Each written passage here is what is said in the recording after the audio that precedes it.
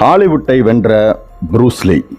மெலிந்து போன தேகம், சராசரிக்கும் குறைவான குள்ளமான உருவம், கிட்ட பார்வையை நிவர்த்தி செய்வதற்காக போட்டுக்கொண்ட பெரிய மூக்கு கண்ணாடி என கோமாளி போல் பார்வைக்கு தெரியும் அந்த இளைஞனை பார்த்தால் எல்லோருமே சிரித்து விடுவார்கள்.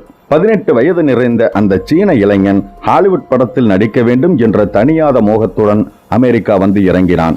அந்த இளைஞனின் பெயர்தான் புரூஸ்லி. புரூஸ்லிக்கு அடித்தடி என்றால் கொள்ளை பிரியம். ஊரில் எங்கு சண்டை நடந்தாலும் அங்கு புரூஸ்லி தவறாமல் இருப்பார். அவரது அட்டூழியத்தை தாங்க முடியாமல் தான் அவரது பெற்றோர்கள் அவரை ஹாங்காங்கில் இருந்து அமெரிக்காவுக்கு அனுப்பி வைத்தார்கள். ஏற்கனவே குழந்தை நட்சத்திரமாக 20க்கும் மேற்பட்ட படங்களில் அவர் நடித்திருந்தார். இருந்தாலும் ஹாலிவுட்டில் பெரிய கதாநாயகனாக நடிக்க வேண்டும் என்பதுதான் அவரது வெறி. ஆனால் ஹாலிவுட் அவரை சீண்டி கூட பார்க்கவில்லை, ஏறெடுத்தும் பார்க்கவில்லை. சோகத்தோடு மீண்டும் ஹாங்காங் திரும்பினார். The big boss, beast of fury என்ற 2 படங்களில் நடித்தார். பம்பரமாக சுழன்று மின்னல் வேகத்தில் இவர் போட்ட சண்டைகள் இதுவரை சினிமாவில் பார்த்திராதவை. அந்த வேகம் சீனாவை கடந்து ஆசிய நாடுகள் முழுவதும் வசூலை அள்ளி குவித்தன. அப்போதும் ஹாலிவுட் அலட்டி கொள்ளவில்லை. ஸ்பெஷல் எஃபெக்ட்ஸ், திருப்பம் நிறைந்த திரைக்கதை என்று தொழில்நுட்பத்தின் உச்சத்தில் இருந்த ஹாலிவுட் இந்த படங்களை குப்பை என்று ஒதுக்கி தள்ளியது. ஆனால் புரூஸ்லி இதற்காக கவலைப்படவில்லை. 1972 the return of the dragon என்ற படத்தை எடுத்தார். சினிமாவின் நேக்கு போக்குகளை தெரிந்து கொண்ட புரூஸ்லி இந்த சினிமாவிற்காக திரைக்கதையை தானே எழுதி இயக்கவும் செய்தார். இந்த முறை புரூஸ்லியின் படம் ஆசிய எல்லைகளை கடந்து அமெரிக்க இளைஞர்களையும் கவர்ந்தது. வெறித்தனமான ரசிகர்களாக அவர்களை மாற்றியது.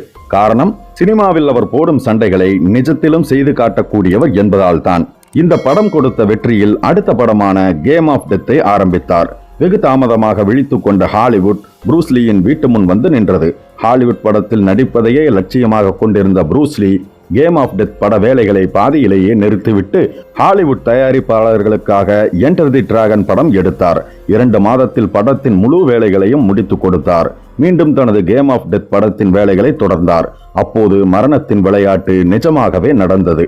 யாருமே எதிர்பார்த்திராத வேளையில் புரூஸ்லி திடீரென்று இறந்து போனார். இறப்பும் மர்மமாகவே இருந்தது.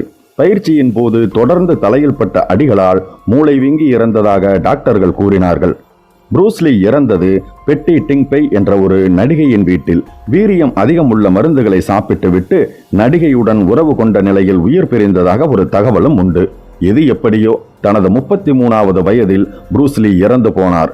அவரது இறப்பை ரசிகர்கள் நம்பவே இல்லை. அதற்கு பின் வந்த என்டர் தி டிராகன் உலகம் முழுதும் பட்டி தொட்டிகளில் கூட வசூலை வாரி குவித்தது.